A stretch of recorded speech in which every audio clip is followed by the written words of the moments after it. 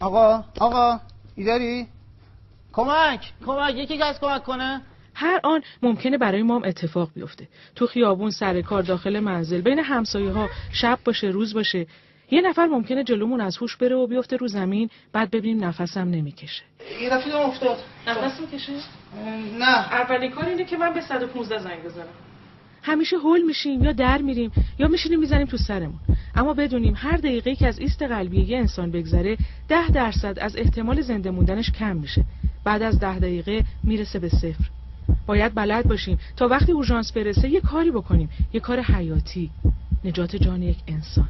آقا بلدی چیکار کنی؟ نه بلد نیستم. دلت میخواد یاد بگیری؟ بله.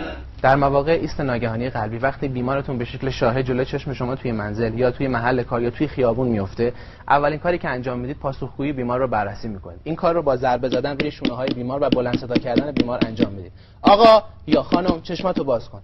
همین کافی است. احتیاج به هیچ تحقیق دردناکی نیست. اگه نه جواب میده نه نفس میکشه، دستتون رو بذارید توی مرکز قفسه سینه. دست مقابلتون رو روش بذارید. دستاتون رو توی هم قفل کنید، به بیمار نزدیک بشید.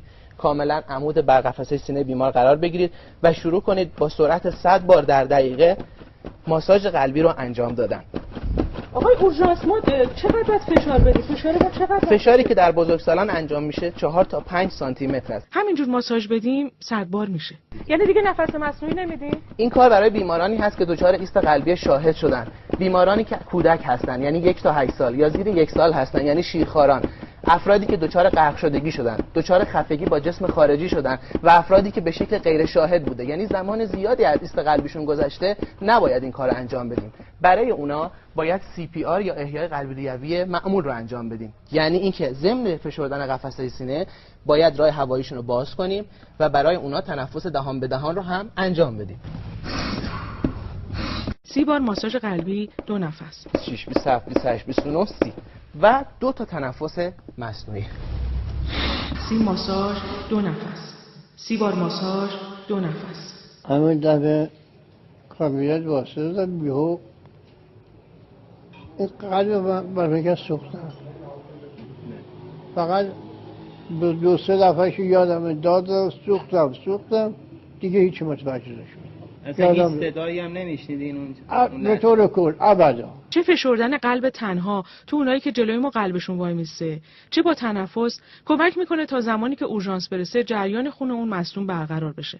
اما احیا رو تا کی ادامه بدیم؟ ببینیم پلک میزنه آب دهنشو قورت میده و شروع میکنه به تنفس کردن، تنفس خود به خودی. این نشون دهنده برگشت جریان خون. اینجا چیکار میکنیم؟ ابتدا از همون سمتی که به بیمار نزدیک هستیم دست بیمار رو به این حالت قرار میدیم. بعد به این صورت، به صورتی که پشت دست بیمار دقیقاً روی صورت بیمار قرار بگیره. پای سمت مقابل رو خم میکنیم. دستم رو پشت پای بیمار قرار میدیم. دستم رو دست بیمار میذاریم، به بیمار نزدیک میشیم و فقط با یک حرکت بیمار رو برمیگردونیم. وقتی که بیمار رو برگردوندیم یک بار دیگه راه هوایی بیمار رو باز میکنیم.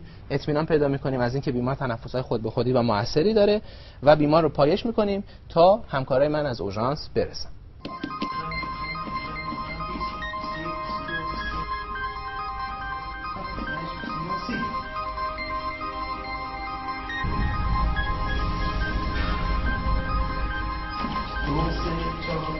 آقای فضیلت‌خواه از تکنسین‌های اورژانس و آقای ایست قلبی هم حالش خوبه.